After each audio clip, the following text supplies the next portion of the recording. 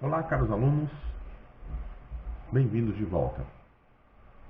Sou o professor Carlos Renato Dolfini e agora, em continuação ao tópico anterior, denominado Instrumentos de Política Econômica, em especial a política fiscal, verificamos que há pouco falamos sobre as funções alocativa, redistributiva e estabilizadora da política fiscal. Com efeito, as funções devem ser observadas a todo momento. A forma de observação do atingimento dos objetivos propostos se dá por meio da verificação dos resultados da política fiscal. Verifica-se se alcançou os resultados para as três funções, para a função alocativa, redistributiva e estabilizadora. Ou seja, se aquilo que foi pré-determinado, pré-estabelecido, efetivamente alcançou o resultado desejado. Né? Como é que você vai avaliar, né, se isso realmente aconteceu? Você pode verificar, né, se houve eficiência por meio da medida, né, da mensuração do gasto público, bem como identificar os impactos dessa política fiscal no bem-estar dos cidadãos. Em regra, verificar se no mundo da vida, no mundo dos fatos, houve modificação do status quo para melhor, para aqueles que se beneficiaram dessas medidas, ou se não, ou se houve uma piora, ou seja, se houve um gasto ou implementação de recursos para determinado programa, que o efeito não foi o desejado. Né? Disse, né, nas aulas anteriores, que na função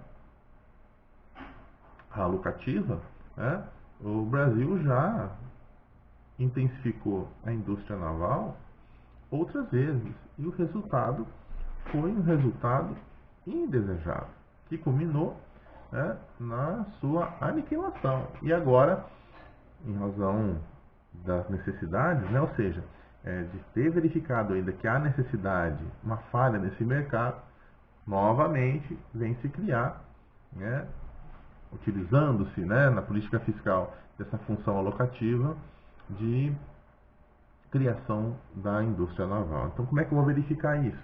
Eu vou verificar qual foi o gasto, né, qual foi o recurso destacado para aquilo, né, para a criação dessa indústria, e vou verificar se ela trouxe realmente modificação no status quo, ou seja, se ela contribuiu, né, para que os impactos, né, que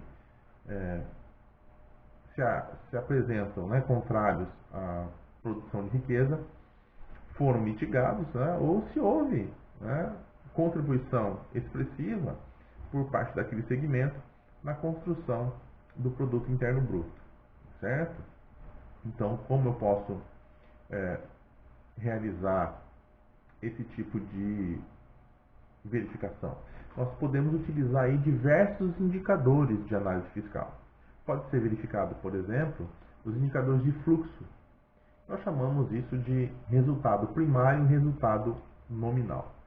Ou ainda, se houve aumento, né, ou diminuição no estoque da dívida líquida ou da dívida bruta.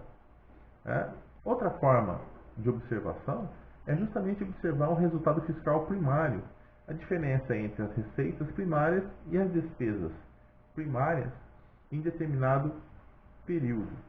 E ainda o resultado fiscal nominal, que é, por sua vez, o resultado primário acrescido do pagamento líquido de juros. Nós veremos, né, com toda razão, as questões de resultado, né, superávit, déficit, se ele é primário, se ele é nominal, né, em momento oportuno.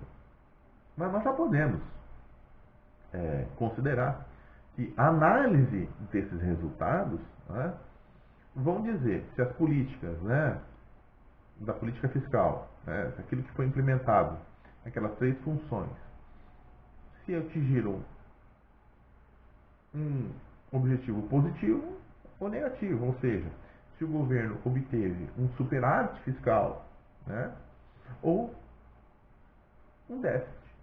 E o superávit fiscal, por óbvio, só vai existir quando as receitas, aquilo que se realizou, for superior, né, exceder as despesas no período, né? Por outro lado, vai haver déficit quando as receitas forem ou são insuficientes a fazer frente às despesas, ok? Então, a política fiscal, a depender do modelo econômico, ela pode ser uma política fiscal expansionista, ou seja, quando o governo aumenta os seus gastos, né? Ou ele pode ser uma política fiscal contracionista, ou seja, quando o governo diminui os gastos. Nós veremos também, mais adiante, no que consiste os gastos de governo.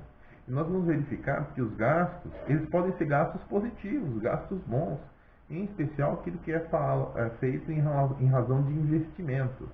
E os gastos que são os gastos para manutenção da máquina pública em si, em especial, os custos fixos, né, que não podem sofrer solução de continuidade, né, os gastos, por exemplo, com a saúde, educação, funcionalismo público, né, isso são aqueles gastos que podem ser, sob a análise que se faz, bons ou ruins. Por exemplo, quando eu contrato mais servidor público, mas não tenho impacto no orçamento, ou seja, por quê?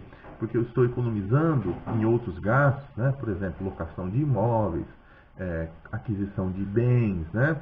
Bens móveis, bens imóveis. Então eu compenso, por exemplo, a contratação de mais servidores, mais funcionários públicos, que vão atender mais pessoas, né? E vai ter um gasto, um consumo, né? Gasto público idêntico ou bem próximo um de outro. Então nós verificamos nesse prisma, né, que houve um gasto positivo, né? Mas geralmente, né, o gasto ruim é aquele gasto em que se gasta muito dinheiro, né, ou se aplica determinada monta de dinheiro, mas não se observa a eficiência daquilo que se foi implementado. Ou seja, há a utilização do erário, né, de dinheiro público, mas não se tem, na outra ponta, um resultado positivo para a alocação desses recursos. Portanto, esse gasto é sempre um gasto ruim. Por outro lado, quando se cria aí possibilidade de investimento, infraestrutura, criação de escolas, construção de hospitais, enfim, esse investimento, né, em infraestrutura, ele é um gasto positivo, mas também deve ser observado, né, as questões de licitação. Vocês vão ver isso, né, quando estudarem lá licitação em contratos, né, em especial no direito administrativo, e vão verificar qual é a forma, né, de que se estabelece essas concorrências. Quando se evita, por exemplo, né, a corrupção, né, privilegiar determinadas empresas, né, isso tudo são mecanismos, né, que vão ajudar a estancar um gasto desrazoável.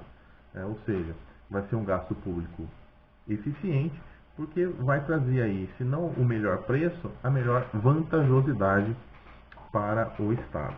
Nesse sentido, nós devemos entender que a política fiscal ela será expansionista ou contracionista, dependendo aí do que o governo está pretendendo atingir, né?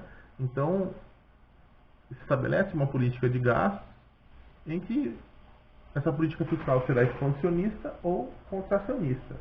Ela é expansionista, né, quando há uma possibilidade de finanças públicas saudáveis, ou seja, aquilo que se arrecada, né, seja a título de tributação, seja a título de participação nos lucros das empresas em que o Estado participa, né, arrecadam mais do que gastam. Então tem um cenário em que a arrecadação é maior que o custo da máquina pública.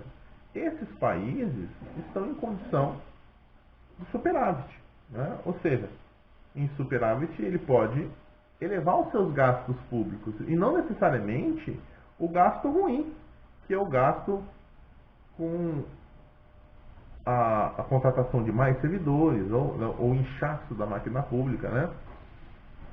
Ele vai ter potencialidade de fazer aquele gasto positivo, né? Que é aquele gasto baseado em infraestrutura, criação, inclusive, de estatais, como é o caso da estatal da indústria naval, que agora se pretende mais uma vez realizar. Por outro lado, ele pode, inclusive, também, numa situação de política fiscal expansionista, né, diminuir também a carga tributária, ou seja, abrir mão, né, de parte da tributação.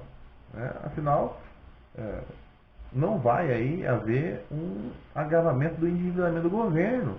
Ou seja, não vai haver aumento da dívida se ele abrir mão dessa receita, porque ele está tendo um superávit. Agora, se um país se encontra em situação de déficit fiscal, ou seja, se o que ele arrecada é inferior àquilo que se gasta, que é uma realidade brasileira, entrar numa política fiscal expansionista pode ser perigoso, porque ele já gasta mais do que arrecada e ainda vai elevar os seus gastos. E não só o gasto bom, mas também o gasto ruim. Né? Vamos imaginar aí a construção de hospitais em razão da epidemia. Então ele vai construir o hospital, isso em tese é um gasto bom porque é uma infraestrutura, né? Vai ter mais lá leitos de hospitais, respiradores, UTIs, leitos, enfim. Por outro lado, ele também vai ter que contratar servidores. Né? Esses servidores já chegam impactando o orçamento.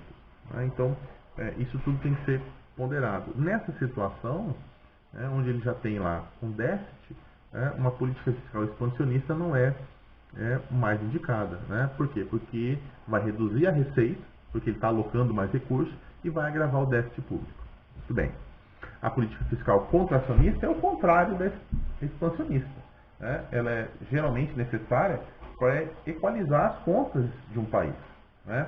A política fiscal contracionista é o nome que se dá para uma política de gastos na qual o governo conter suas finanças a fim de melhorar as suas contas públicas. Ou seja, ele vai segurar o seu gasto, né, para ele poder ter a diminuição do déficit. Ou seja, que a cada ano, a cada momento, ele vai ter uma diminuição desse déficit, vindo mais receitas e gastando de forma inteligente o erário.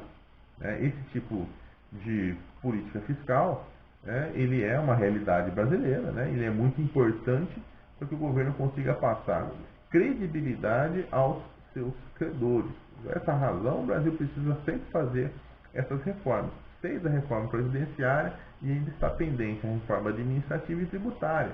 Isso tudo é para que se apresente no cenário internacional como um país que paga as suas dívidas, ou seja, ele transparece credibilidade aos seus credores, mas não só aos seus credores, àqueles também que pretendem investir.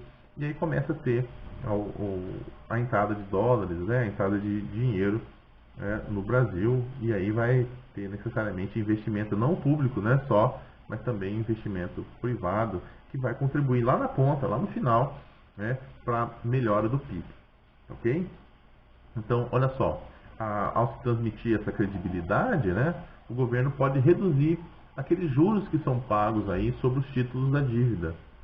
Essa redução de juros pagos sobre os títulos da dívida pública gera um alívio fiscal para o governo.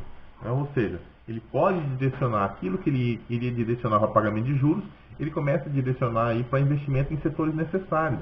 E aí ele pode, por exemplo, subsidiar, que também é um gasto, um consumo de governo, ele pode, por meio de subsídio, alavancar determinados setores da sociedade, em especial agrícola, industrial, entre outros.